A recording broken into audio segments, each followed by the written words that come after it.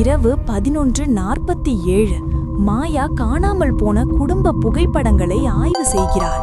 மாங்காடு குடும்பத்தின் கடைசி புகைப்படம் அவளது மனதில் சந்தேகம் எழுப்புகிறது. ஈஞ்சம்பாக்கம் பங்களா, ரூம் 7 மாயாவை மீண்டும் அழைக்கிறது. 3 வருடம் முன் அந்த வீட்டில் மாயா சுவரை நகங்களால் கீறினாள்.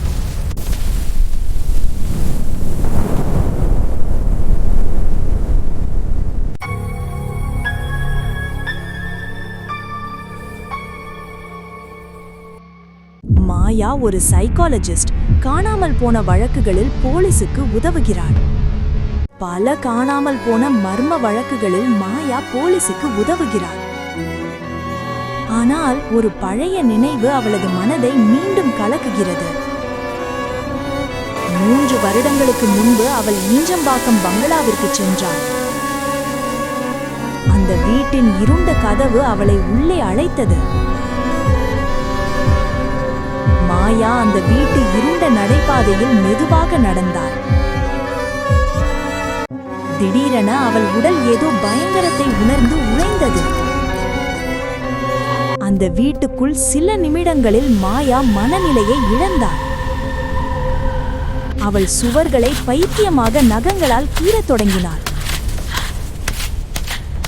அவள் நகங்களை பீத்து சுவரில் ஆழமான கீறல்கள் விட்டாள். மாயாவின் கைகளிலிருந்து ரத்தம் தரையில் சொட்டியது. அந்த நாள் முதல் அந்த வீட்டை பற்றி மாயா பேசவில்லை. இரவு 12:38. மழையில் மாயாவின் கார் கடற்கரை சாலையில் ஓடுகிறது. மழை இருளை கிழித்து மாயா ஈஞ்சம்பாக்கத்தை நோக்கி செல்கிறாள். கடற்கரை அருகே பழைய பங்களா இருளில் மிரட்டலாய் நிற்கிறது. மாயா காரை நிறுத்தி அந்த வீட்டை கவனமாக நோக்குகிறாள். ஆனால் அந்த இடத்தில் ஏற்கனவே மற்றொரு கார் உள்ளது. கருப்பு தார். அந்த காரின் அருகில் ஒருவர் நின்றிருக்கிறார். அவன் Gautam, investigative documentary film maker. இருவருக்கும் ஒரே மர்ம மெசேஜ் வந்துள்ளது. கௌதம் அந்த வீட்டில் எடுத்த ரகசிய வீடியோ பற்றி பேசுகிறான். மாயா அமைதியாக கேட்கிறாள். ஆனால் அவள் முகத்தில் பயம் தெரிகிறது. அந்த நேரம் பங்களா கதவு இருளில் கரகரத்தது. டக் டக் டக். ஒரு பெரிய இதயம் துடிப்பது போல. அந்த இருளின் உள்ளே ஏதோ உயிரோடு உள்ளது. அந்த நேரம் ஒரு பழைய வோல்வோ கார் பங்களா முன் வந்து நின்றது. அதிலிருந்து இறங்கினார் எத்திராஜ், அமானுஷ்யத்தை ஆராய்ந்தவர். அவர் அந்த வீட்டை பார்த்தவுடன் முகம் கடினமாயிற்று. மாயாவும் கௌதமும் அவரை ஆச்சரியமாக பார்த்தனர். எத்திராஜ் மெதுவாக அவர்களிடம் நடந்து வந்தார். அவர் அந்த வீட்டை பார்த்தபடி ஒரு பயங்கர உண்மையை சொன்னார். இந்த வீட்டுக்குள்ள பேயோ பிசாசோ இல்லை என்று அவர் சொன்னார். இது ஒரு ப்ராசஸ். இந்த வீடு உயிரோடு இருக்கிறது என்று அவர் சொல்கிறார். இந்த வீட்டுக்கு பசி வந்தால் அது சதையை தின்னாது. அது மனிதனின் ஆன்மாவையே மெதுவாக தின்னும். அவர்கள் பழைய வீட்டின் கதவை திறந்து உள்ளே மெதுவாக நுழைகிறார்கள். வீட்டுக்குள் பிணவரையைப் போல குளிர்ந்த காற்று வீசுகிறது. நீண்ட ஹால்வே இருளின் உள்ளே முடிவில்லாமல் மறைந்து செல்கிறது. எத்திராஜ் அமைதியாக அந்த இடத்தை கவனமாக ஆய்வு செய்கிறார். மாயா சுவரை தொடும்போது ஒரு விசித்திர குளிர் உணர்கிறாள்.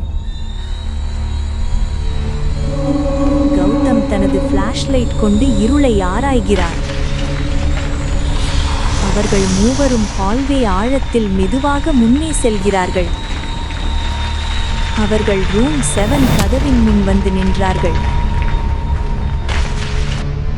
அங்கே குளிர் திடீரென மூச்சு திணறும் உஷ்ணமாக மாறுகிறது. மாயாவுக்கு திடீரென மாரடைப்பு வருவது போல உணர்வு வருகிறது.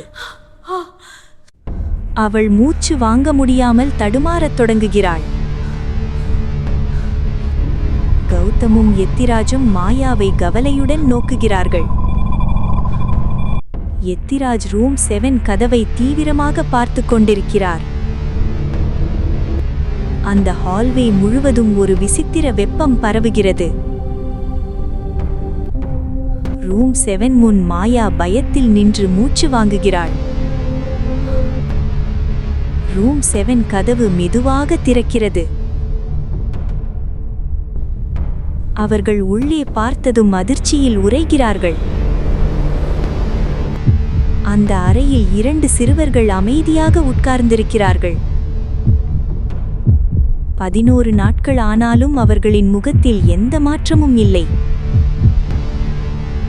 மாயா மெதுவாக முன்னே சென்று அவர்களை கவனிக்கிறாள். கௌதம் ஃபிளாஷ்லைட் கொண்டு அவர்களை ஒளிரச் செய்கிறான். எத்திராஜ் அந்த குழந்தைகளை தீவிரமாக கவனிக்கிறார். அவர்களின் கண்களில் கருவிழிக்கு பின்னால் ஒரு இருள் உள்ளது. அவர்கள் சுவரை மட்டும் பார்த்து கொண்டிருக்கிறார்கள். அந்த சுவரில் ஆயிரக்கணக்கான இரத்த எழுத்துக்கள். அதை பார்த்ததும் மாயாவின் உடல் நடுங்குகிறது. அவள் காதுகளில் 1000 மனிதர்களின் ஓலம் ஒலிக்கிறது. அந்த ஓலம் மாயாவின் மனதை உடைக்கிறது. அப்போது சிறுமி மெதுவாக தலை திருப்புகிறாள். அவள் நேராக மாயாவை பார்த்தபடி பேசத் தொடங்குகிறாள். மாயா பயத்தில் அசையாமல் நின்றிருக்கிறாள். சிறுமியின் கண்கள் மாயாவை ஊடுருவி பார்க்கின்றன. கௌதமும் எத்திராஜும் பதட்டமாக அந்த காட்சியை பார்க்கிறார்கள். சிறுமி மாயாவிடம் ஒரு பயங்கரமான வார்த்தையை சொல்கிறாள். அந்த வார்த்தைகள் மாயாவின் இரத்தத்தை உறையச் செய்கின்றன. எத்திராஜ் தனது பழைய ஏடுகளை மெதுவாக திறக்கிறார். 1987இல் நான் ஒரு பெரிய தவறு செய்தேன் என்று அவர் சொல்கிறார். அந்த வார்த்தைகள் மாயாவையும் கௌதமையும் பதற வைக்கின்றன. எத்திராஜ் ஒரு பழமையான மந்திரத்தை சொல்ல ஆரம்பிக்கிறார். சுவரில் இருந்த இரத்த எழுத்துகள் மெதுவாக உருக ஆரம்பிக்கின்றன.